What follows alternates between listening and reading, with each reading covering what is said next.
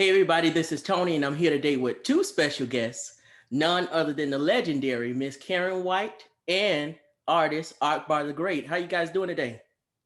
Amazing. Man, great, man. We can't complain. It's a beautiful day out here in the A, man. So not much to complain about at all. You know what I'm saying? I know that's right. I know that's right. Soaking up all that vitamin D today, Man, That's right? right. Just trying That's to exactly. right. stay healthy, right? We got to have our vitamin D, C, all kind of stuff. And A, A, all that. All. Keeping that immune up. Yeah, Exactly. that's right. You have to, especially during these times, right? Oh, Man. yes, definitely. They Of keep course. talking about everything else, but they just keep. I'm like, why don't y'all tell people to keep their immune system? That's the most important thing to say, right? Right. But Yeah. they just instead focus on this vaccine, but Right, right. that's something totally different issue. That's where the money is, man. You know? Yeah, that makes the world go round at this point. So, Yeah, exactly. Yep. but of course, Miss White, you are a phenomenal singer and actress with a 30 plus year career at this point. Oh no! 30 plus years. Keep going, keep going. Of course, but all kinds of awards, of being nominated and given platinum and gold records, some of the highest honors you have received. And now you're back in the industry and you have some new ventures. Of course, you have your new record label. And Akbar is one of your artists. So tell me a little bit about the label, and then we can talk to Akbar about his music. Oh, well, first, I'm so excited to have this label that has evolved um, during the corona. Yes. We know that a lot of, we've had a lot of deaths and a lot of bad things that happened, but a lot of beautiful diamonds have been birthed. And I was just, the great part about corona is that we were able to sit down and just really kind of just refocus and just kind of de-stress. And I was able to hear some great music that was sent over to me uh, by Akbar's manager. Mhm. And he didn't tell me who it was. And he played the music. And, during that time, a lot of social injustice and killings, murders. So to hear this music right now, it just really penetrated my spirit. He sent over one of the first songs I heard was Young Righteous Black Girl. And I think WAP had just come out maybe a couple of weeks. And so it was just like, okay, WAP, Young Righteous Black Girl. Okay. Right. Like, we got to put, the beauty of it was that it was just so beautiful, young 24-year-old talking about the queen and uplifting the women and talking about marrying, talking about doing for self, loving yourself, bringing wisdom back to hip hop, buying farmland. And I just knew that remedy and just what he was speaking was so important for our youth today, to have a choice, to have, because I'm not saying I don't like WAP or, the kind of hip hop, but it was just not everything. You know what I mean? Right. Right. Like, in the labels are signing that. So it's kind of like, do they even want, and I know it, I know that they don't really want this kind of positive music, because a lot of it has, that's why they don't sign a lot of artists like that right now. So it was really, for me, I was just excited to do my part. You get that God puts it in your heart that this is what you're supposed to do for the culture, and that's really how this started. It didn't, I never. So Akbar, it's so funny because I say I discovered him, but he discovered me too. So it's kind of like, you know, it's just a beautiful little, our little marriage of coming together at this time in Corona. So Yeah, absolutely. So, Akbar, tell me about your process of creating music, and what kind of valuables does Miss White give you in creating? And if she does give you any, I'm sure she does. Oh man, she's most definitely a inspiration, and just somebody, an icon to have in your corner, man. That people of my age and my age range really don't really get to see. You know what I'm saying? Don't really get to Yeah, see that often. yeah. I'm really blessed with somebody that's been in the game and been around the, what I'm saying, Jimmy Jam and Terry Lewis's, and worked with some of the coldest producers of just all time, and just came up in the era of just golden music, especially in R&B. You know what I'm saying? Having to Absolutely. compete with Whitney Houston and having to compete with Janet, you know what I'm saying, and competing at the highest levels with them, going blow for blow with them, man. So it's a surreal feeling, man. You know what I'm saying? Most definitely to have somebody with that type of just knowledge of the game and knowledge of music, you know what I'm saying, to come and try to, just pick me up in the hip hop lane that I'm in, you know what I'm saying? Mm-hmm, Working in mm-hmm. that hip hop lane. So it's a blessing, man. Just because I learn every time that we go into the studio, I learn something new. You know, just about just understanding music, man, on the technical side aspect, and just the terms and the language behind it. So it's really a blessing, man. And like she said, it's just beautiful how it came together, man. And my process of just creating the music for real, man, is just I like to talk about my past experiences and things that I think of heavy, and things that I've been through.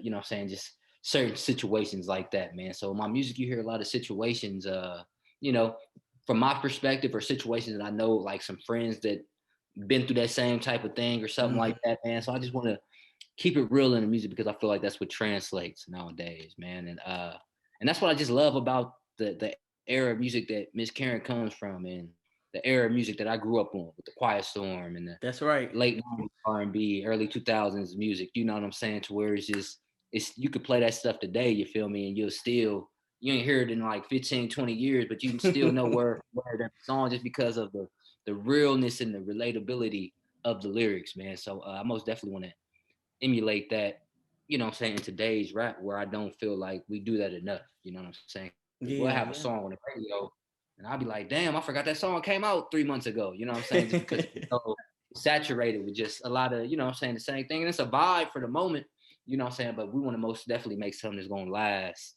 to where my nieces is older and they're still like, oh man, I remember when that song first came out. I remember when my mom was cooking in the kitchen, and you know what I'm saying, I remember, elementary school and all this other stuff, how music gives you that spiritual feel, man. So we most definitely bring that back to it, man.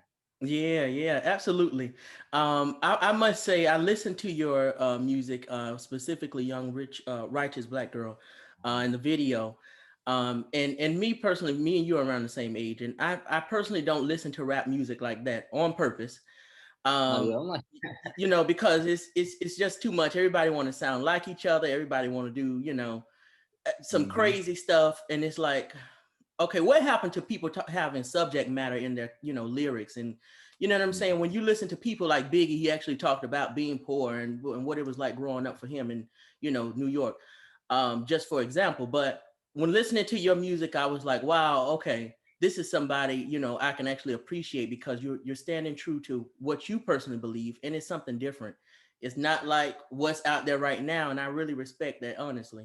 That's love. I um, appreciate that. Tell me about this song, Young Righteous Black Girl. Why was this so important for you to make?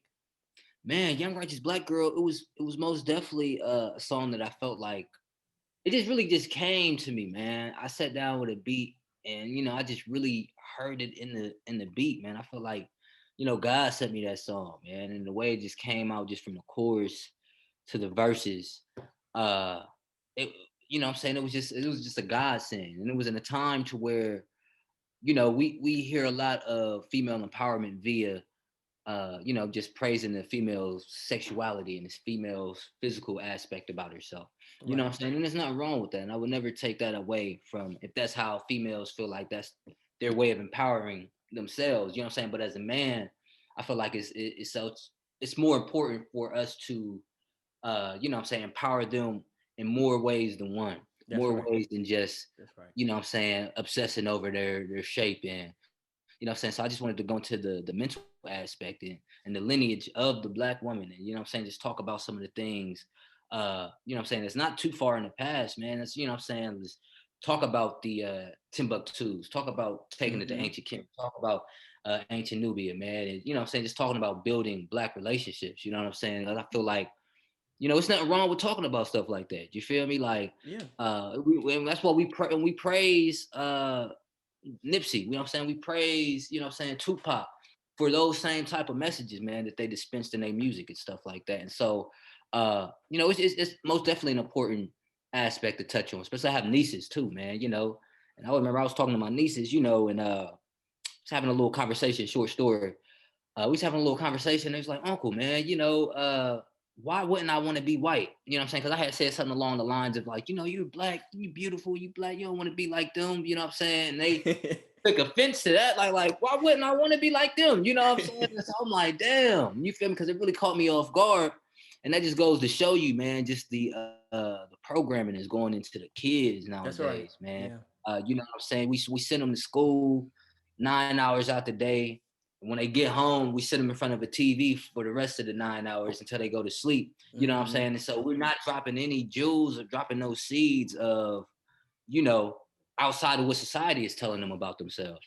So I felt like with Young Righteous Black Girl, it was most definitely important to use that song as a vessel to drop those seeds, man, and you know, catchy tune, man. You feel me? And so I love the response that we got from it, man. And it kind of caught me off guard just because, I know how we can get nowadays with songs like that specifically, man. But it's just an overwhelming love for it, man. We almost had 100,000 views on YouTube. Yeah. YouTube video, man. So it's just a real feeling, man. It just shows you that God is moving. God is That's moving. right. That's right. That's right. Definitely. But you know what? Not only that, but when you do things the right way and God moving with you, things will happen in so much greater capacity for you. You know what I'm saying? Oh. People don't understand. And I just told somebody this the other day, matter of fact, that authenticness is really rare now. People don't know what that is right now. So when they get something like, somebody like you coming and make a song like this, is like, wow, this is so different. And it's not really that is not been done before, but it's just that everybody else is choosing to do something different. So to have you, you know what I'm saying, as a young Black man come in and make something like this, I can do nothing but respect it. And I truly, pray that God really just come in and overflow in your life on what you want to do. Honestly, because it's not every day that I see a young Black man saying, this is what I want to talk about as a song lyric, uplifting women or uplifting anybody for that fact. So it is commendable. You know what I'm saying? I appreciate that, man. God is most definitely moving through this team, man, in Supernova. You know what I'm saying? Just the people that he's just bringing into the circle, the people that he's just bringing into my life from day one.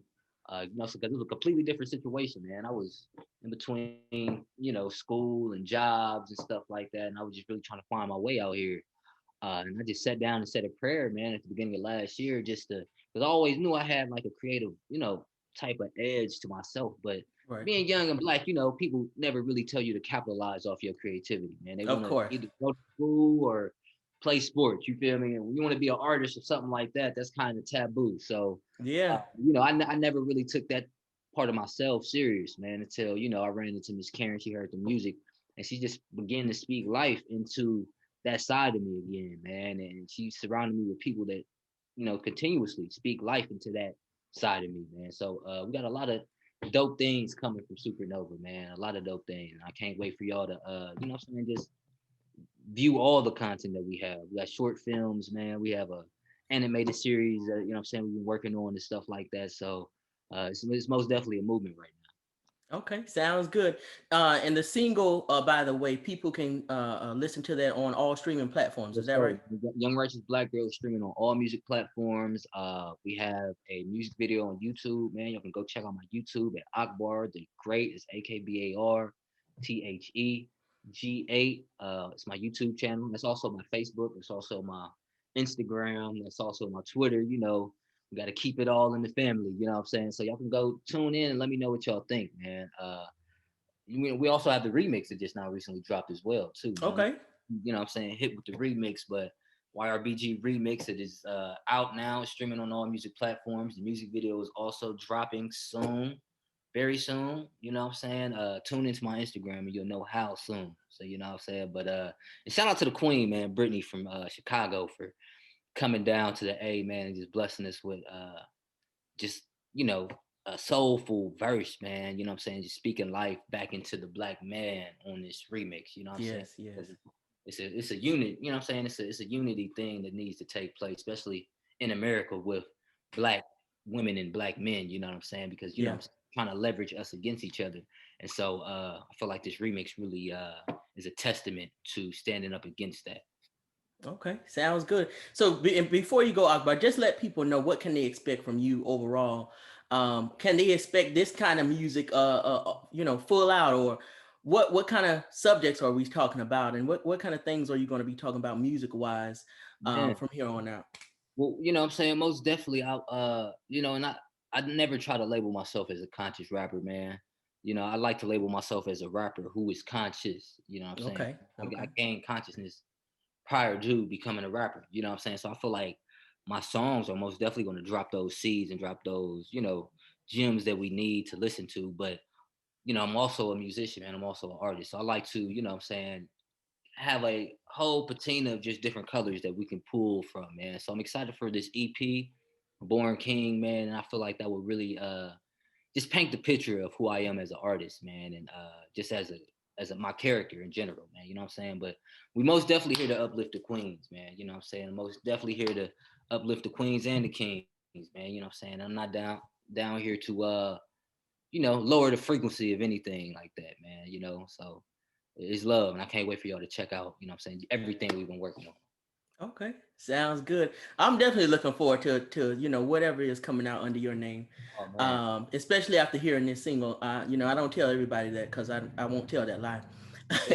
But I'm Keep it just real being with me, honest. yeah, man. Keep it 100% with me, man. Yeah, yeah, I wouldn't tell you that lie honestly, but just let everybody know where they can follow you again before you go. Yes, sir, man. That's once again AKBARTHEGA. That's on Twitter, Facebook, Instagram. I also have a website, Akbar the Great, AKBARTHEGA. And on the Instagram, you can go check out. We have merch. What I'm saying, it just now got released, man. We have some hoodies and stuff like that. We have unreleased photo sessions, what I'm saying, that we haven't shown anybody yet. So if y'all subscribe to the email listing, what I'm saying, and just join the village, man, which is completely free, what I'm saying, y'all get all that content and more, man. So I can't wait for y'all to come on board, man, and just take this journey with us. Absolutely, absolutely. Yeah. Well, I definitely enjoyed you. You got to come back when you have something out. You're always welcome here, and I'm always down for helping our people advance to any level that they can. Okay. That's love, bro. I appreciate you, family, for having me on with the queen herself, man, Miss Of K. course, of course. It's Thank hard, you bro. again. Yes, sir, man. I appreciate Bye. That was Oh dope. yes, oh yes. Well, now we're on to the main event Oh. with Miss White herself, of course. So how are you doing now in this climate and environment of life? I'm doing very well because I have, I guess I'm the type of person, I'm very driven. So having this, like I said, this kind of time, um, I'm a real estate investor, as well as, I have the label and we're working on, as Akbar said, film projects. Just a bunch of stuff. So for me, it's amazing having, like I said, having the focus, not having to travel. Because normally I would be on the road, especially overseas. I'm very popular in, like, London and South Africa and Yeah, yeah. yeah, so those places. So it's been fun. It's been good.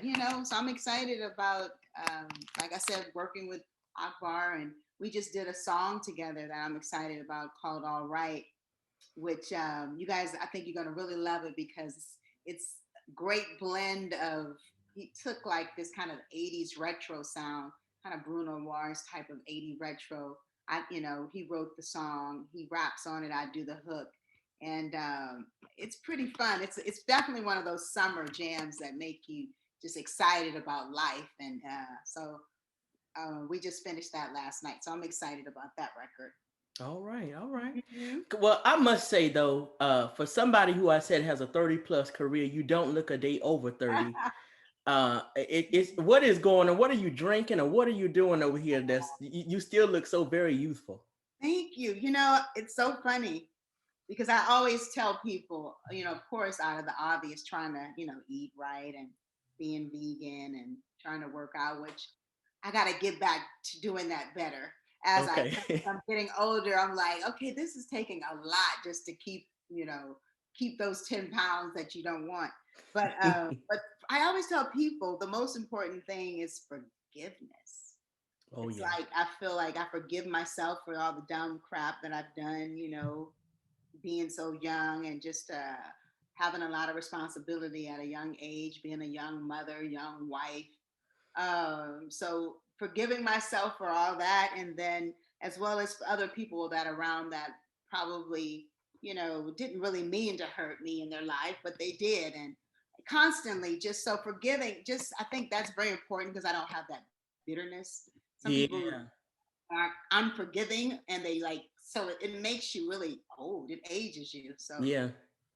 I'm kind of naive a little bit, where it's kind of weird, where people are like, I don't even remember what they did, which is good because if I did, I would probably internalize crap, right? I'm like, Yeah. let's just move on. Who am I to judge? Or, you know, we all have, our own stuff and mess. Exactly, exactly. And I think we have to realize too sometimes that sometimes we can't measure people a certain way as we wouldn't want to be measured, you know? So it's Yep, like if I crucify you, you also might have to crucify me. So let me think about this. you got that right. Exactly. Yeah, yeah. We don't realize that though, because the Yeah. human in us is just like, oh no, you did me wrong, so I need to let you know, or I need to hate you for it. Like, no. Okay. Hey, look, you better be looking in the mirror, huh? Yeah, exactly. Exactly. Mirror. But let's talk about some music. Let's talk about your career. Of course, going back, you were signed to Warner Brothers back in the late 80s. Hmm. And one of your biggest songs is Superwoman till this day. Of course, you have a catalog of hits, though. One of my favorites is The Way You Love Me. I Aw. just think that is, That you love it and how good it can be. Go ahead, yeah. that's right. That's right. I'm always flipping my songs around, but go ahead. Yeah, you love me, the very first release off my first album. Yep. Yeah, yeah. I mean, from that to Secret Rendezvous to Love Saw It, I'd rather be alone. I mean, all kind of hits you just had. But take me back a little bit. You went to Warner Brothers, or Warner Brothers came to you. But how did you end up signing with them? Why them at the time? And did you know what you were getting into? Wow.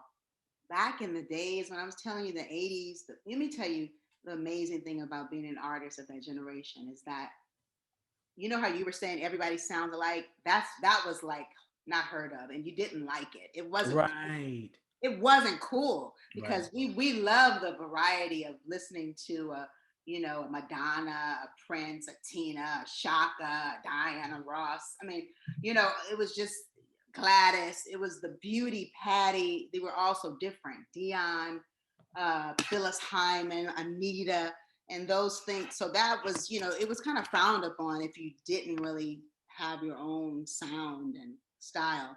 So I was able to sign with Warner Brothers because I did I did a song with the artist by the name of Jeff Lorber. He's a fusion jazz artist, and the song was called Facts of Love, and that song is what got me signed. He was on Warner Brothers, and so they said if the record did top 10 or something like that, that I would be able to get signed. And Okay. just through this experience, I was 18 and I was young and just full of fire. So it's so funny if you watch that video. And, I had a gap and just free and wild, and I always had the hair and boom, I look back at it. I look so young. I look like I was probably 14 back then. I've always looked young, but when I Yeah. see it today, I just love the fact that they allowed me to be me, and they didn't try to like say we want you to sound like this or look dressed like this or be that way. They really, gave me the freedom. And the 80s were such a great time. It was the whole uh, MTV era. We were Right, the ones, right. Michael and Prince and Madonna, so that era was so, you had to be a performer. Like that Yeah, was you a big did. part of getting signed. You had to have that performance thing about you. And so thank God that was always something that I loved to do. And I studied as a kid growing up and, doing pageants and things like that. Yes, yes, absolutely.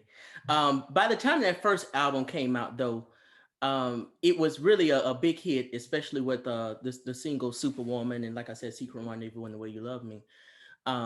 Those songs really blew up and took the album to higher heights. Mhm. But for you, was there anybody to tell you how to do business as far as the industry was concerned? Let me tell you, I was blessed again to start with my career with Warner Brothers, Beanie Medina, and my manager. I want to shout out to my manager, who was his name is Larkin Arnold, and you guys can look him up. He was the Oh yeah. president of CBS Records at that time. He signed Luther, he signed Mm-hmm.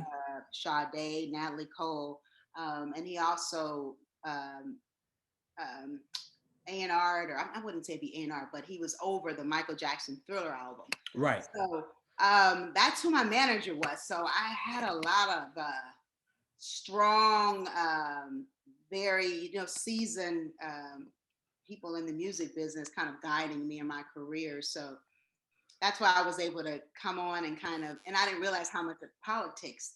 I didn't, because when you first come out and your record goes gold, and the second record goes gold, and then platinum, your singles, and I had three number ones. So I'm in the Guinness's World Book of Records for having being the first R&B artist to have female artist to have three number ones on her first debut, which Wow. Okay.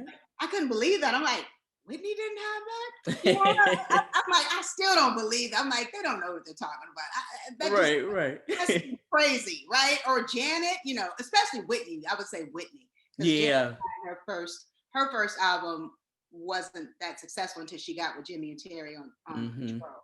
But yeah, so that era, I forgot. I kind of lost my train of thought, but I think we were just talking about being successful in that time. I think, is that what you were saying? I forgot Yeah. now. Yeah. And I was saying, did anybody teach you how to about the business? And you were talking Oh about yeah, record yeah. labels. So yeah, so I learned, um, to definitely, especially being on the road. I opened up for Bobby Brown, right? And Mm.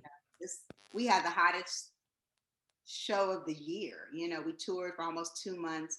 So I learned how to just be professional with my band. I learned how to not, doing drugs and smoking and drinking. I learned all that great stuff. And I remember Shaka Khan, seeing me on stage, pulling me over, telling me her story, telling my mother. So Patty, so you would meet Mm-hmm. people and they were always wanting to deposit in me. So I'm very grateful that I had none of those issues. My biggest thing was me getting in my own way, just because Yes. it was hard to have success and at such a young age, and nobody really prepared you. Because it's like there was like on the job training. You learned as you went along versus Mm-hmm. Mm-hmm. like with me with Akbar, I'm telling him, I'm giving him all these lessons right now, what before he gets famous. So Exactly. um, Exactly. but I did really well. I had a great team, and didn't make too many bad mistakes. Yeah. I think you did pretty well. Um, when it came to the single Superwoman, though, Mhm. Ellie and Babyface and Daryl Simmons helped and produced and wrote the song. Yeah. Um, but you sang it like nobody else could possibly sing it. Still to this day, when I think of that song and I listen to the emotion that you sang with in that song, I think of songs like Denise Williams' "Silly." It Woo! just gives you that kind of feel. Oh, So, did you have to go somewhere mentally to sing that song, or what did you have to put together to even to bring out that raw emotion for it? wow, you're so right to say that. I did have to go somewhere because I was 23. So first of all, singing a big song about women empowerment and stretching and growing and being in love and being in this whole uh, grown space. So I really hadn't lived that yet because I hadn't been through enough. I hadn't been married or really been in those kind of relationships to where I had to persevere at that time. So I just really thought about my mother, of course, when I sang the song, because she was every bit of a superwoman, and just my sisters, and just kind of took, especially like I love Gladys Knight. Yes. Probably one of the few females that I would listen to, because I tried not to listen to them because I didn't want to sound like them, and I Right. knew that their influence was very strong. But Hmm. but you'll hear that at the end, especially the rawness, because Gladys has such an emotion, and Tina Turner. So those are two of my favorite female singers. So you'll definitely hear that gutsy, and being in the studio with LA and Face, on this song. LA was really the one who would kick my butt on this song, because it was like, I don't believe you. You know what I mean? It took a little while at first to really, digest what I was saying, and they were patient with me. And then, it just the magic happened. And that's the best thing that you want, when it doesn't, when it's that emotion, and Yeah. that's what carried that record. And I believe, because I had no idea that it would be as big as it was, and as worldwide, as it was, with all the women across the ocean, Tokyo, LA, I mean, every country, pretty Hmm. much that I went to, it resonated. And so that really showed me that, emotion is everything. Yeah. Yeah, it is. It is. And not only that, I thank God for placing, Face and LA in your corner, and Daryl Oh, Simmons too, yeah. because the marriage of music between you guys was really something to it was like lightning in a bottle, you know. Wow. So Thank you. to That's sweet. have that and your voice coming out fresh was like, wow, what is this? Wow. And you singing that song, because the song is really speaking of a woman, perspective, but you singing that song with the lyrics that they wrote was basically telling a story, so it Mm. was more than just a song, because as soon Yeah. as it started off, early in the morning I put Yes. breakfast on your table, as Pretty. soon as it comes on, it's like, okay, so now I need to listen to what she's saying. What is she talking about? Okay, that's what it does to you. It takes you on a journey and not just a song for you to be like, oh, okay, I like that. Right, you're so right. And I saw something the other day that someone said Face must have really been in an amazing place when he wrote that. Those guys, because Yeah. that really, I mean, that's a very special song coming from men. Most Mm-hmm. I wrote it. I was like, no, I wish I wrote it. But Face said his kind of inspiration was, the I don't know, you may be too young, but there was a song called One Less Bell to Answer, and she kind of one less bell to answer, one less egg to fry, and it was just the story of her, getting over this guy. And so I guess that was the inspiration that they got from that song. But it was such an amazing time in Los Angeles, recording with them, being at the beginning of their amazing career. Yeah. At that time, everybody wanted to work with them. They had just had success with Whispers, and then they were doing Bobby. They had success with Bobby, and it was just they just kept going. You know Yeah. what I Yeah. mean? It was from Pebbles to just every artist. They kept having that Midas touch, and it was kind of like I looked up and just 100 hits. So it's just like Yeah. it showed me how I was like, boy, I was really blessed just to be a part of that catalog and that time in music. Yeah, yeah. Speaking of Pebbles, though, I always thought the song "Love Makes Things Happen" that her and Babyface did. I always heard your voice on there as a second option had they not did it with her. Oh, yeah, that would have been great. Yeah.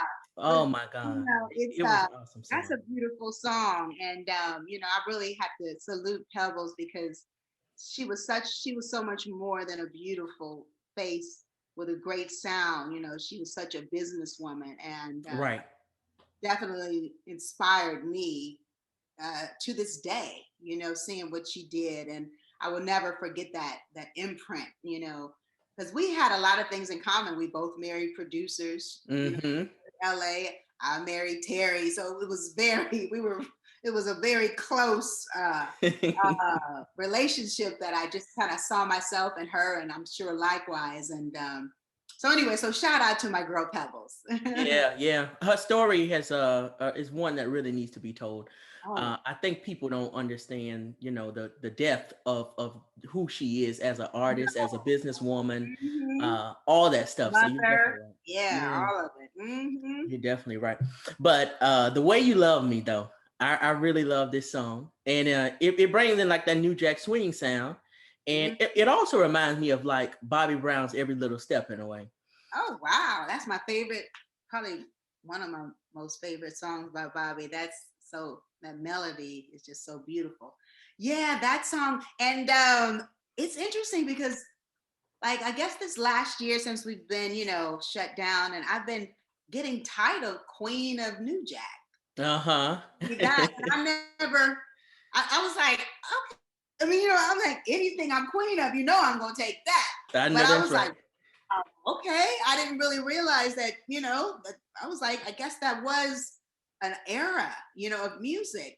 So I was like, Yeah. so I'm like, I'm gonna take that title. I keep saying it, but I'm like, I don't want people to think I'm trying to feel myself or anything. It's a new Jack, but I will take the title. Exactly, exactly. If it's being given, I'm gonna take it. Yeah, I'm gonna take it. Yeah, but you have to though, honestly, because I don't think sometimes, when you're in the moment, you don't really realize what people are saying that is good, and Yes. it gets You're lost. right. You better take it, huh? Yeah, Take that good, because that's a rare thing. you have to, you have to, because if it's bad, you definitely hear that. Yep. Mhm. So it's definitely good for you to be able to get your flowers while you're still here, because you as an artist were very young then, and you had some great producers who were able to shape a sound around you. Mhm. Not only New Jack Swing, but even with those ballads, Oh um, yeah. they were able to really shape a sound and give you a Karyn White sound, and not just you sound like Whitney. Right. So I really appreciate that. Were you conscious of that during the time though, of recording and being around those great producers and writers at the Oh time? yeah. Yeah, yeah, yeah. I was conscious because remember I told you I didn't really listen to, I tried not to listen to the female artists. So Right, right. I would listen to, of course, Prince and Michael, and you could definitely hear that in my, if you, especially if you listen to the first album, you'll know who my are, Prince and Michael, and Tina, yeah, and Shaka. Yeah.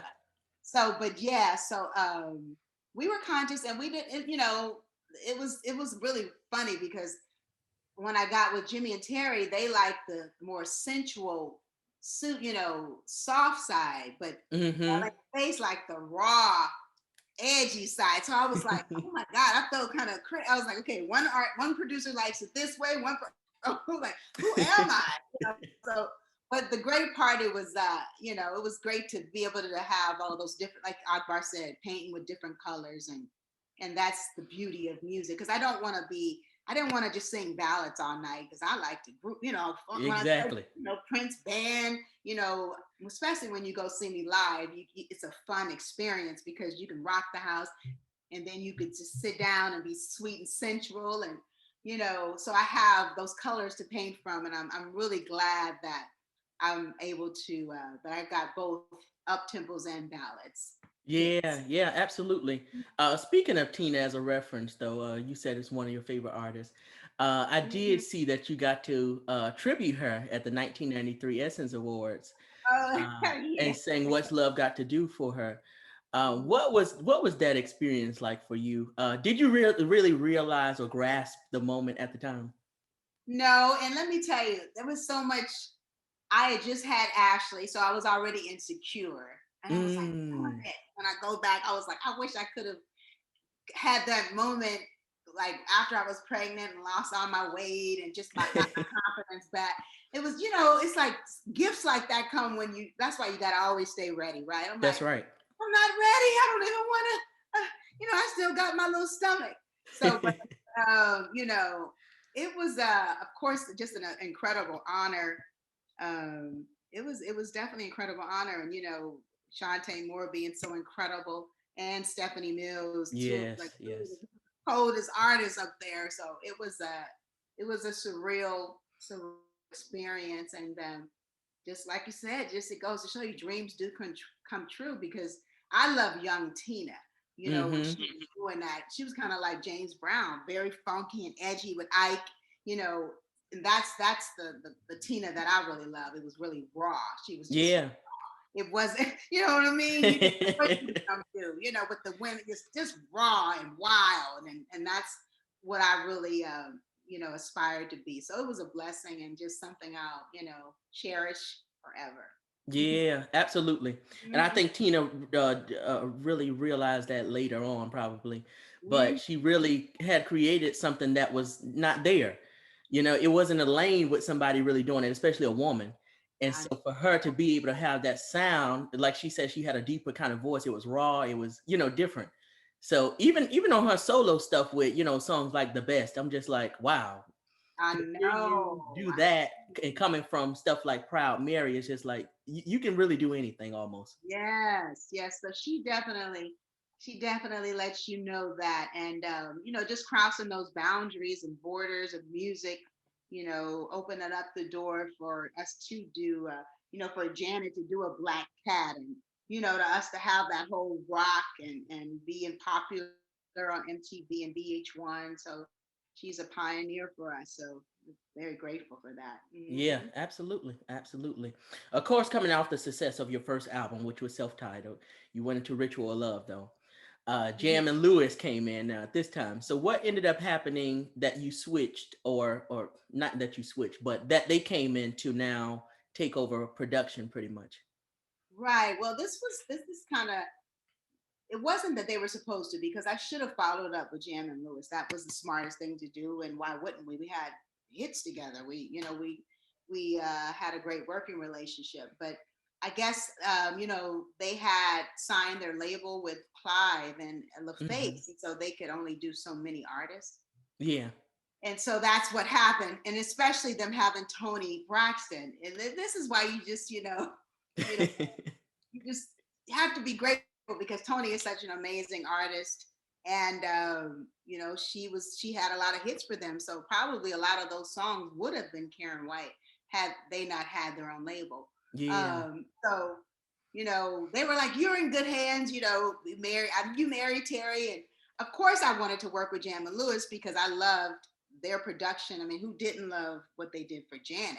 Right. Right. And but I, you know, so it wasn't it like I said, Terry wasn't expecting, and he was like, but they did it. Of course, we worked together, and we had a number one record, my biggest number one pop record.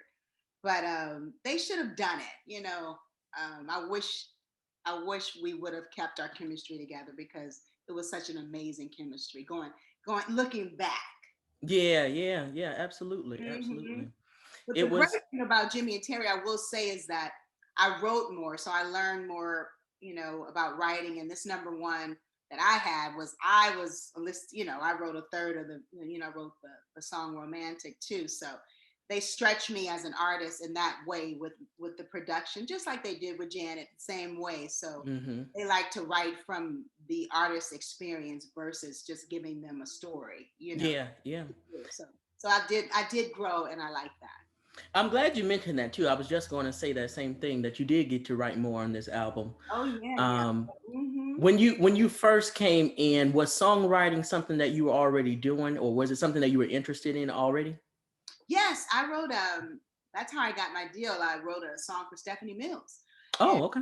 yeah, it was called Automatic Passion. I can't remember what album it was on, but I think I was like 17, and then I took the money that I made from that, and then I made my demo. I paid the band. So I've always Mm. been a songwriter. You know what? I wrote stuff for Johnny Gill. I had the first single for Rochelle Farrell, "Till You Come Back to Me." All right. Um, I can't even think of all. I'm gonna be mad at myself after I get off the phone. Yeah, like yeah. But I've written. That's always been. You know, you always have to. You know, be. But I was smart enough to know that I was in the presence of greatness with Alien Face, and there was no reason for me to try to write it because it was written. You know what I Yeah, mean? yeah. So there, I did a few songs on that album outside of Alien Face, but I was, you know, I always tell people, and that's what I tell Akbar: when you're around greatness, it's so important to just soak it up. You know what I mean? And that's what I did. I would go to the studio and Face in LA. I would be singing background on all their stuff. The Sheena Easton, Bobby Brown, Johnny Gill. It would be me on these backgrounds. Pebbles, even Pebbles record, because they love Okay. my voice. So you can look at a lot of the records like Roni and Johnny Gill, a bunch of Johnny Gill stuff. So it was a great time, and like I said, I just learned from the great ones, and I was just excited to be a part of, being with those guys and learning from them. Yeah, absolutely. And I think people didn't understand up until recently, probably about, in the 2000s, how important songwriting was, especially for the women in the business sometimes, because we don't really know what or who is behind the song when we sing it. Uh, Right. like for instance, Candy from Escape, who's on Atlanta Housewives.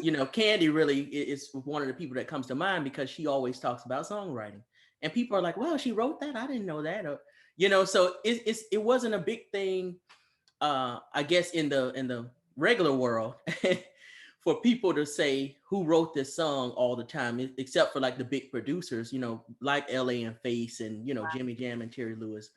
But the artists themselves writing it was like, okay, now it's something different. Right. So And the thing about that era too was we were such a video driven era, right. uh, that the performance, it was all about the performance and stuff. Whereas the Yeah. songwriting, like you said, the songwriting teams, of course, you had your Prince and everybody, but it wasn't as I don't know why, but I guess because we had such great Quincy and like I said, Jam and Lewis, and so a lot of other people didn't write. So I guess that Hmm. was our little era, right, that we went through in the '90s and '80s. Mm-hmm. Yeah, yeah. But you know what? The 90s and the 80s were really just special times in music, period.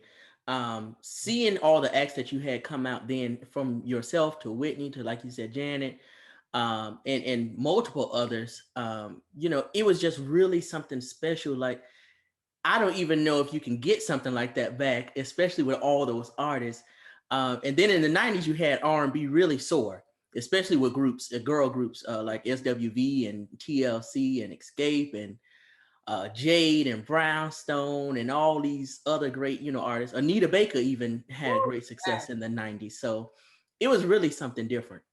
it really was. And all of those groups that you just named, in Vogue, and Mm-hmm. yeah, it was a, neo soul started coming through. It was I love that. I love that whole era of music, the '90s, and I can see why people really, really do love it. Yeah, yeah. Mhm. But Make 'Em Do Right was your last album on Warner Brothers in the late 90s. This is one of my favorite albums, though, although I think it's underrated. Uh, but songs like I'm Your Woman, I Mm, love that. Oh, yeah. Uh, ooh, I'd Rather Be Alone. yeah. Oh, man. It like, what was the process like for you making this album?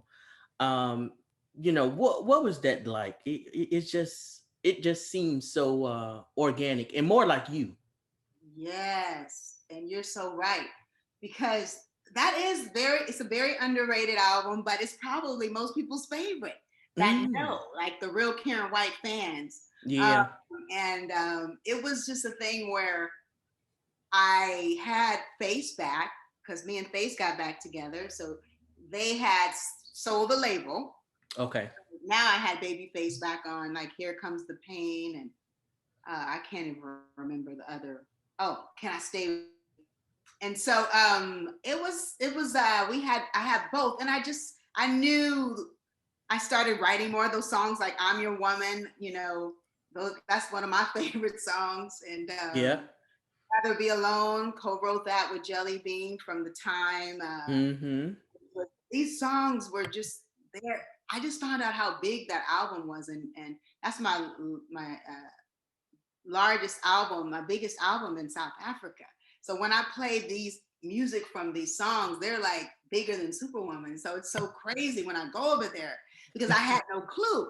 Right, And I right. went over there and tried, I didn't know. So I went over there singing the same songs that were popular here. And they were so upset with me because I didn't sing Rather Be Alone.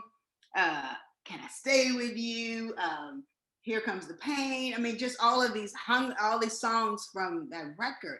And I really, I was wondering why they were kind of like upset with me. And so I really didn't realize that this was their largest album, you know, and Rather Be Alone was like their Superwoman over there. Exactly. So now, you know, I definitely came back, got my act together, changed the whole show. And it's fun to sing those songs. And, you know, that album, Terry and I were going through, you know, a bad time as far as hoping, you know, not wanting me to promote the record, because Warner Brothers was like, Karyn, you know, this album can go gold. We're already almost there, you know, and I was just going through a bad time. I wanted to try to save my marriage. And I didn't, I hate that I told them that I didn't want to do it, because that song, I mean, that album could have really been huge, but I stopped believing in myself. And I didn't know, you know, I knew how to be successful at everything, but this one, I just wasn't ready to sacrifice what it took to go to the next level. Yeah. I kind of hate that I didn't, because I wish I tell my friends, and I'm like, why did you guys let me quit? You know what I mean? To like push me to like, you know, keep going. And so, but oh well, history happened, and you know, so it wasn't as large. That's why it's, like you said, not as big as the other ones. Yeah. I mean, but people don't understand the backgrounds behind stuff, you know, especially albums or songs, and until later, you know, years later, sometimes that these artists come out and say, well, you know, I was going through something. Right. Yeah. Exactly. Like, y'all want music. I was trying to save myself. I was right. my marriage, my life, you know. Yeah. But you know, it's okay. Life happens, right? You got to keep going. That's what makes me a superwoman. Right. And I'm glad that you said that. Right. I'm glad that you said that, because people don't understand the strength that you have to endure a lot of this stuff, you know, not only being in the music industry or the music business, but to just try to keep things together, period. Especially when it seems like everything is falling apart at the seams. It's like, you don't know what I had to go through just to make it through this. Exactly. And I'm so glad we didn't have social media back then, because then it was cool to be private, you know. Right. Mystique was the thing. And I was like, I'm so glad I grew up in that era. Because, you know, now it just wouldn't have been good, you know. No. Live your life unraveling in front of the world, you know what I mean, at a young age. So I'm very thankful that, like you said, I'm just thankful for the time that I grew up in, and you know, we persevere, and that's what, like I said, that's what makes me now my story. When I sing that song, that's why I kind of go to church. I kind of lose it sometimes, because that it really is my story now. Yeah. I'm not the Superwoman. But people think I am, and I try to tell them I'm just like them. No, I had to, you know, my life is not perfect. I've had to overcome things, and it's just made me more relatable, because when you just have a lot of success, and you know, I don't know, I don't think I would, I'm so kind of glad I did leave the business, because I became a person. I've always known that when I say that, is that I always knew I wanted to be a star from a young age, and I was very focused, and that was probably my biggest strength, is that I was able to set a goal and have myopic vision just to make it happen, and with their faith and work. So I knew how to do that, and so I needed to grow up as a person, you know what I mean? Just mother, you know, all these other things that I kind of put in the back, you know. It's like, you know, I had to give that its proper time too. And people say, well, why couldn't you do your career and sing? I don't know. For some people, they can. Like, for me, I'm a very extreme person. When I'm on, and I give it everything. I'm like a Libra. I'm always trying to keep balance. Yeah, same here. So it's hard, but people think I do. I'm like, no, I'm always trying to keep balance, because it's so easy for me to just like do this. And it's like, if I'm on something, I'll forget, like, I don't want to do social media. I just want to be on it. And it's like, no, Karyn, you got to you have to do it all, and you got to do it all evenly. So You know what I'm saying? I know. Listen, I understand. Trust me. I'm on the 6th October. So Oh my God. Yes. yes, Wow. I understand tremendously. Trust me. Especially, even doing this kind of stuff. And people don't understand, they just see you get on here and they say, oh, how did you get this person? And I'm just like, well, for one thing, these people are regular. you know, Mhm. they had great careers that we look up to and admire, but they're regular people. So it's not like, they're God. Most Right. of them are really down to earth and cool people. But you have to understand, it's not about me just getting these people. It's like, what work did you put in, for one thing? Exactly. What So work? Exactly, to get in this position. He just didn't wake up with a blog or a show. You know what I mean? yeah, There's a lot of work being that grind, and that's the beauty of it. You got to just stay in there. And the same thing, and it's like it requires nothing to quit. right. All you have to do is just stop. You, Yeah, you understand? That yeah. requires nothing. And when I look back at it, I'm like, wow, I really, that goes to show you you're spiritually off balance when you can work so hard for something and you can just be out of your mind. For me, hmm and I'm like, how did I quit? That shows me I was really in a dark place, that I had stopped believing in myself, that light had left me, all of right. that, because they called me Karyn White when I was in elementary. I've always been looked at as like, oh, Karyn White's here. Weird. It's like I've always been a star pretty much as yeah, far as how people treated me and saw me in that light. But when you lose that in yourself, it's nothing you can do. So yeah. I'm just so glad to be back, excited about not even just, of course, I'm excited about just singing and performing and my just having the strength to come back after 18 years and still and doing it for the right reason, not hmm try to be famous. It's because I feel like I left a lot on the table, and I want to come back, and I'm excited to reconnect with my fans, and I love performing live, and I empower a lot of women and a lot of people. And so now being able to usher Akbar in here, to be able to help, with his culture and shift the culture in a real cool way. So I feel like I'm really excited about that. And he's pouring life, like I said, back to me as well. And I love Exactly. the fact that he's an old soul. He listens. Yeah. It's hard to find a lot of these young rappers that probably would even, he's got his, and that's why I know he's kind of called, because hmm I have a team around Supernova and they all believe in him. And it's not because, like I said, it's not like we think he's this self-righteous guy, because he'll be the first to tell you, look, I don't know how. I don't even know. Look, I'm not trying to be this cat. I just, I know that I love my people. I love myself, and I want to, like he said, I'm trying to uplift the spirits of people. So I'm like, that's what's so needed, because we're such in a dark place. You don't have the songs like Superwoman out now. You got exactly. songs, you know what I mean? Like I grew up with Yeah. Diana Ross, Do You Know Where You're Going To? And that made Right. me dream and be somebody. It's just not that. And it's Yeah. like, you just got to have that balance. And I told him, we're not trying to get everybody, only the people, it's like when, you're going to reach who is attracted to you. And there's a bunch of people out here that are like you, that are like, I can't get with that. You know Yeah. what I mean? I'm cool. I like this. And so we just want to be that alternative. And that's really what we're trying to do here at Supernova. Yeah, and I'm proud, that somebody like you of your caliber is reaching back to say, "Hey, let me pull some people up."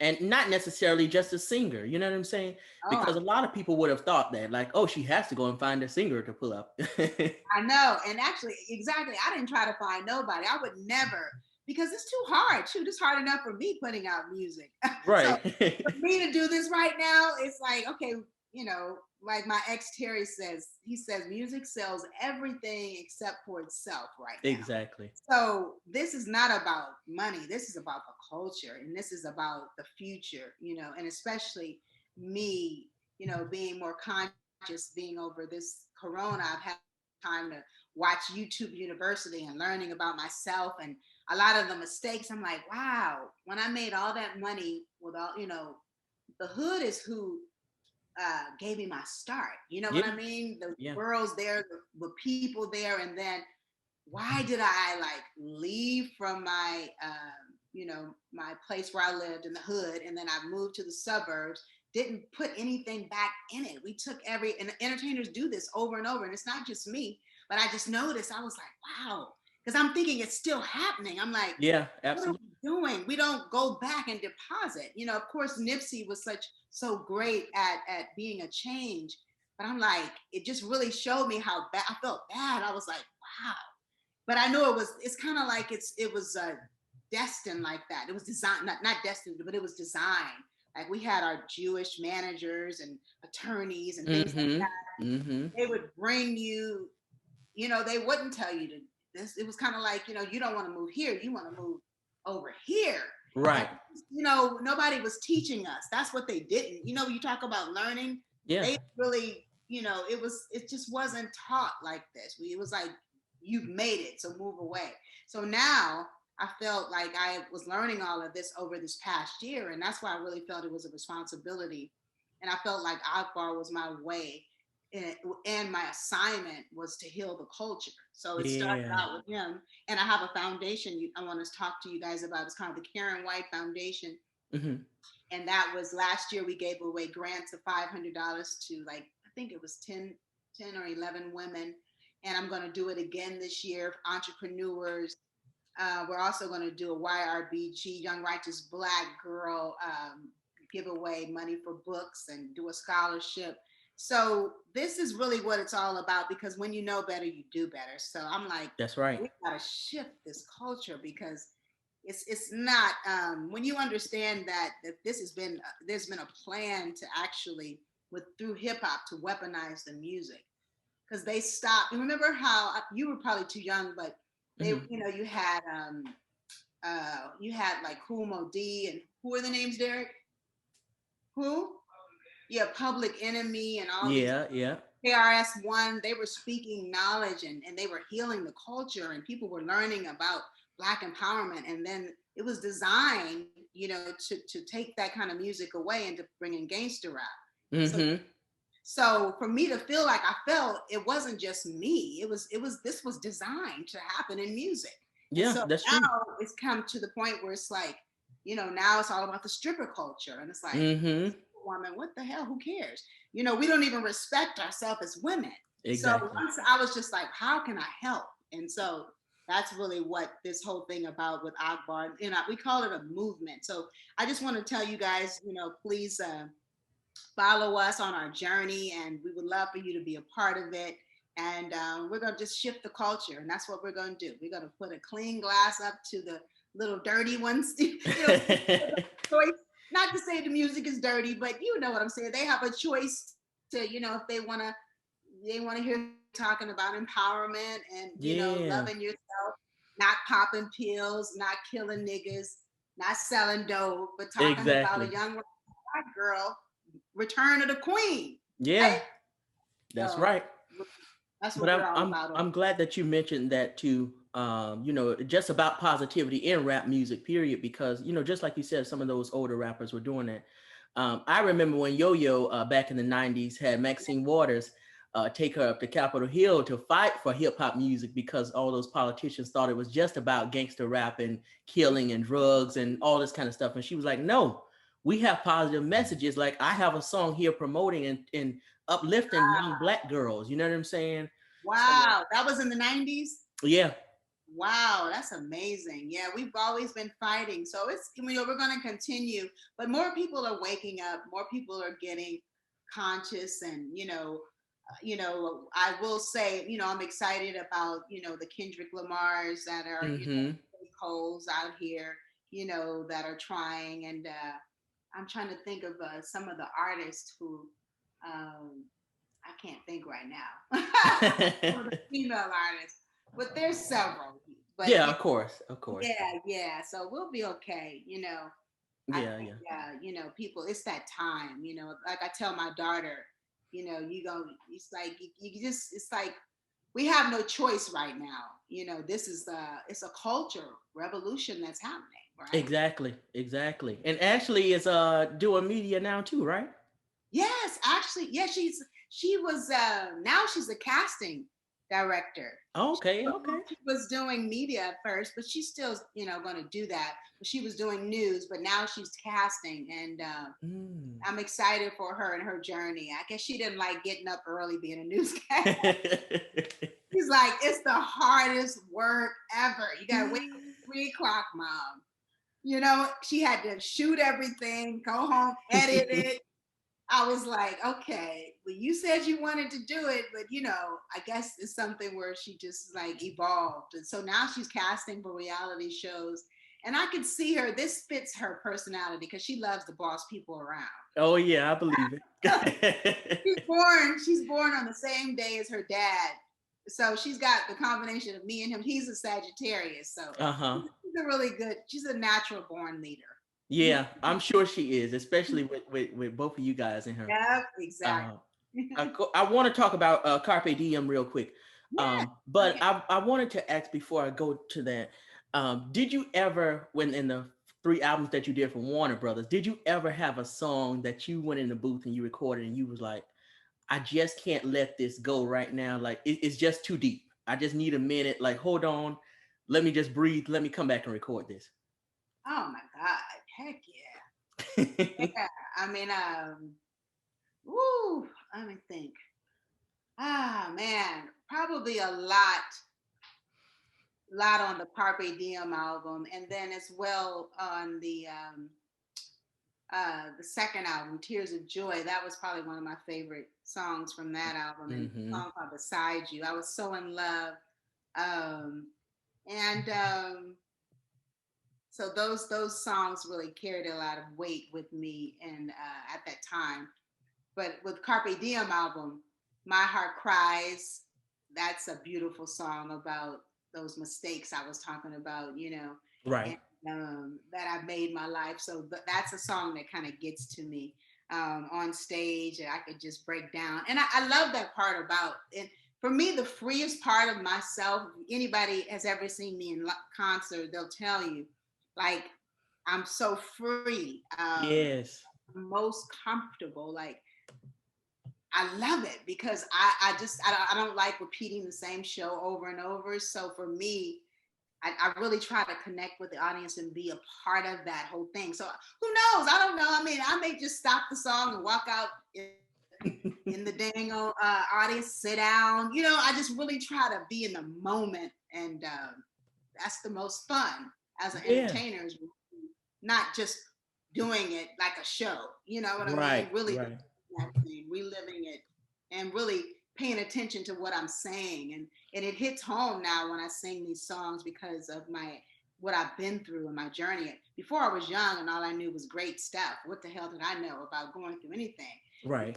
Record goes platinum, thank gold, you marry the, millionaire, you do this. But now when I look back on it and I sing these songs, it really affects me. Like, you can catch me on a night and it could be kind of, this girl could get kind of toe up behind some. Yeah, I know, if I really start feeling that thing. I had a song called Unbreakable Yeah. after Carpe Diem, and that song was, talking about being unbreakable. And you got to imagine me trying to come back after being away 18 years, feeling like I shouldn't have left. It was a mistake, but having to prove myself all over again, but still having a hit record, but still the people don't know. The agents that are booking people have to prove myself like Tina Turner did when she came Exactly. back. I mean, that's really what it was like. So I had to sing it, unbreakable, unbreakable. So that song is just, not letting anything stop you. And I would definitely lose it on that. Yeah, yeah.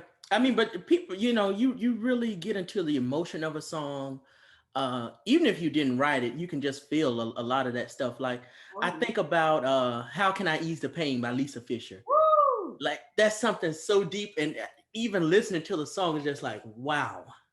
I Woo! just got to sit back on this. Hold on. God, Lisa took you on an experience with that music. Oh my God, Yeah. so incredible. Have you talked to her? No, not yet. Not yet. Yeah, you got to talk to her on that one. That was just, woo, man. Lisa Fisher. She was, the ultimate background singer, right? Yeah, I mean, it's really those kind of songs. It's just like, even like I said, Denise Williams. I just had her on a few weeks ago, and even with Silly, like she says, even when she performs that, she still gets in character.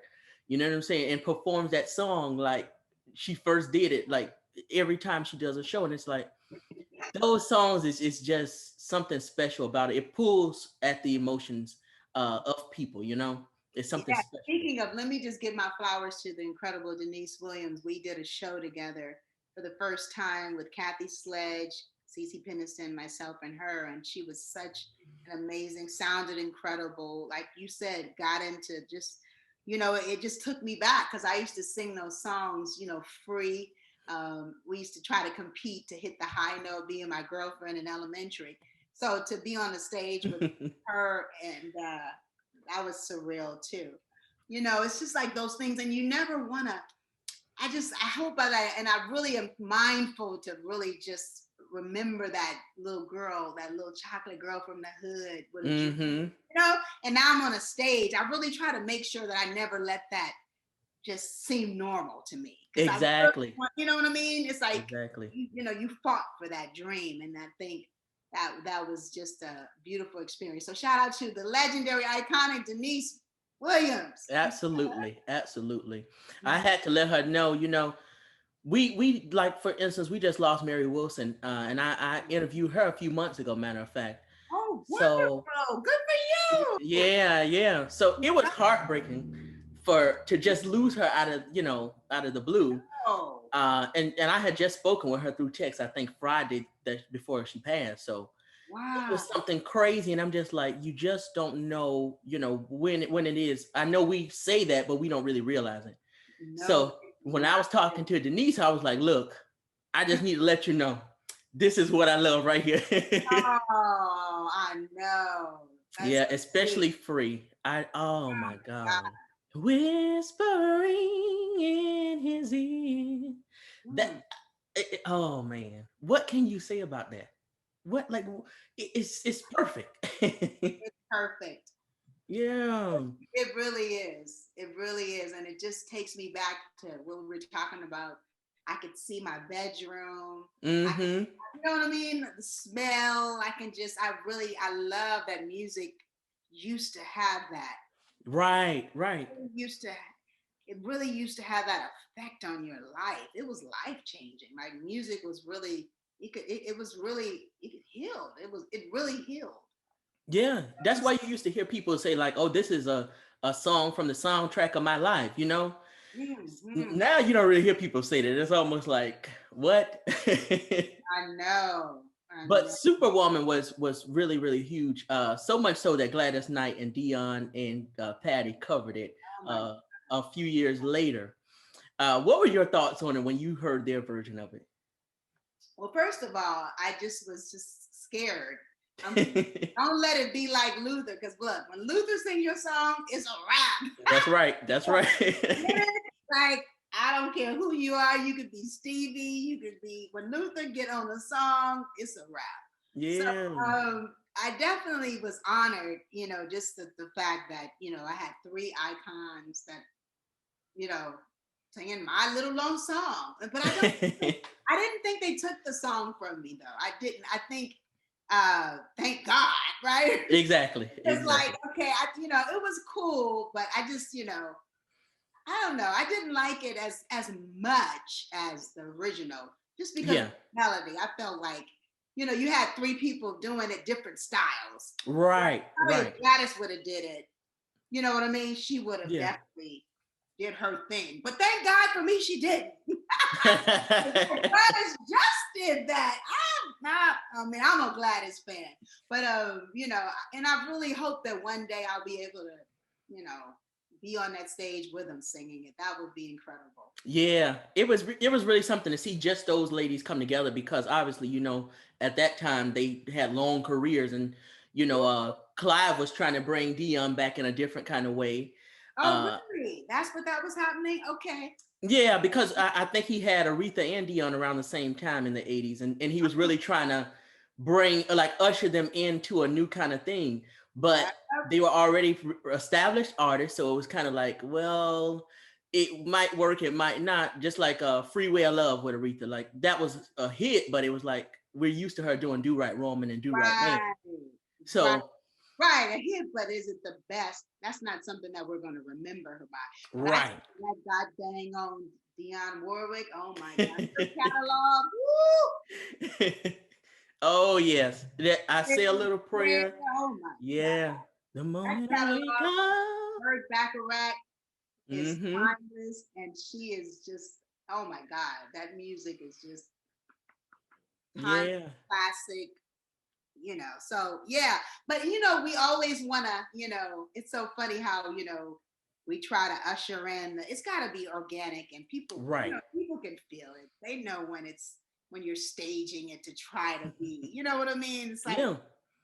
we know when it's authentic. So, you know, Exactly. that's why I'm Exactly. excited about this song with Akbar and I, because it's really an authentic sound. It's not me trying to be today, and it's really, Yeah. he went to my era. And then, so that's kind of so cool. I was like, man, because I kept trying to say, who are we gonna get on this song? Should we try to get what's her name? What's that girl's name? Starts with this, was it Sky? No. What's her name? Starts with an S. Skywalker, is that her name? Summer Walker. Summer, yeah. Okay, yeah. Should we try to get Summer? Should we try to get this person? And he was like, Miss Karyn, you. And I was like, oh, okay. Good. Because I'm not one of them label execs that gotta try to be all in the video. Exactly. But I hear you. it did work. So you'll have to tell me. I'll send you the record, okay? And you tell me, Okay. like, okay, y'all got one. Now listen, I'll be honest with you. Like I said, I appreciate the authenticness. Even in listening to Akbar speak, I can just tell there's something different. Especially with you having the backing, I know it's going to be something great. It is quirky because people go like, Karyn White, rap, huh? And I'm like, trust me, y'all, I wouldn't be doing it if this is all. But when I left the business, I had really, gotten to a whole nother. I understood. I was, hung around a lot of rappers.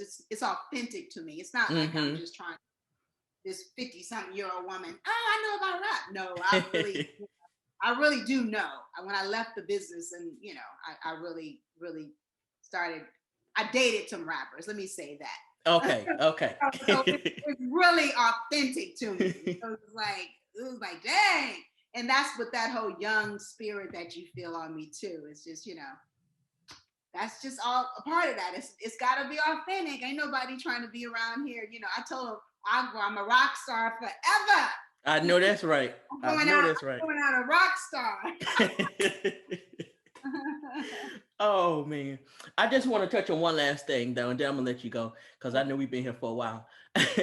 But during the time that you had left the business, it was a while, and you came out with Carpe Diem after that. Mm-hmm. But in 2015, the Soul Train Awards had Babyface on there, of course, and he did a medley of some of his hits that he wrote or produced. And they did Superwoman, of course, that Fantasia thing.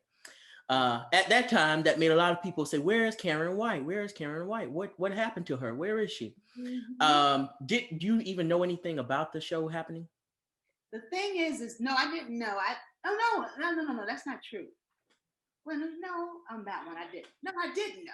Yeah, I didn't even know they were doing it. But I know that what had happened was, I can tell There you you go. what I found out is that there was a young person, and this what Mm-hmm. happens, and they decided to do a call on popularity versus going with the original artist. So they decided to go with Fantasia, which she's we all love Fantasia. She's incredible. Of course.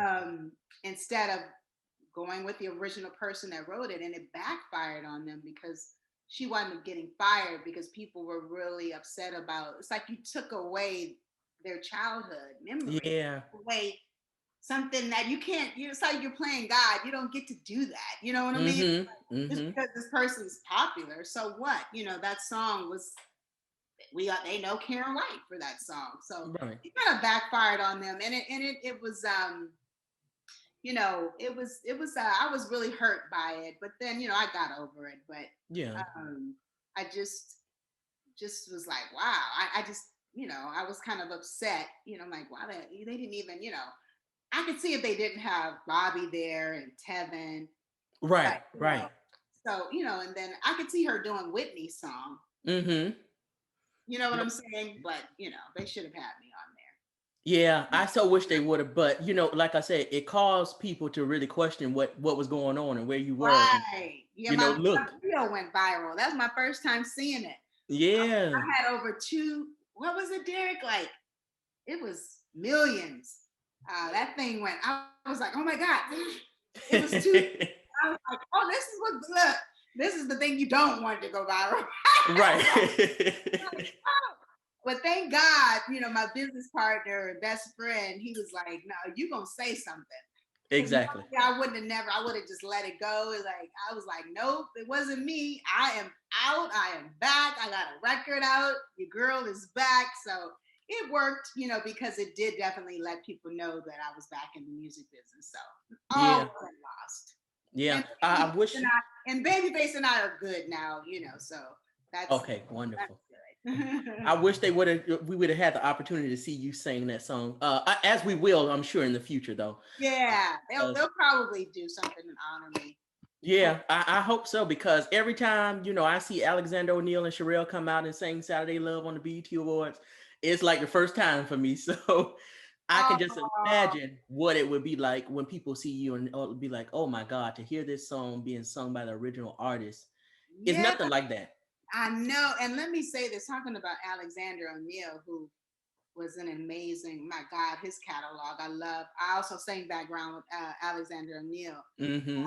So yeah, just definitely, just stay on the lookout. We're just excited about what's to come. And, this label, who knows what's going to happen. We're going to be, the one thing about us over here is that we're not sitting back. We're like you. We're making our own lane. We're not That's waiting right. on Hollywood to come and give us anything.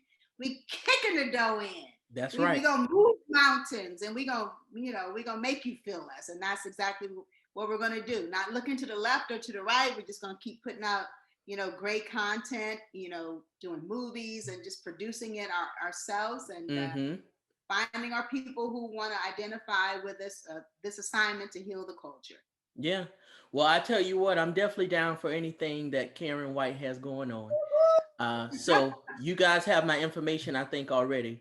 So Oh, good. Yeah, we definitely, and I'll definitely go to your YouTube. Are you on YouTube or? Yeah.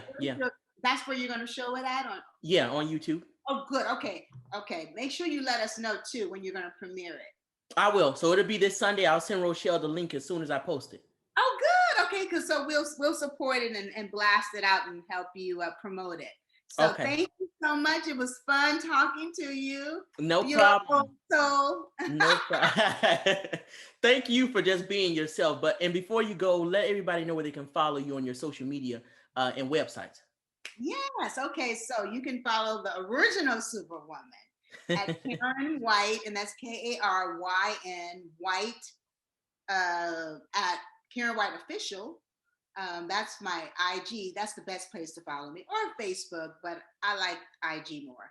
Okay. Also, sign up to Karyn White Official on my website. You can see my new movie there for a limited time. It's called Gale in the Storm. So go check that out, and just take this journey with us on Twitter, Karyn White Official, and that's how you can find your girl. All right, sounds good. Well, ladies and gentlemen, of course, this is none other than Miss Karyn White herself. Thank you again, okay? Thank you. You guys have a good one. Stay safe. You too. Okay.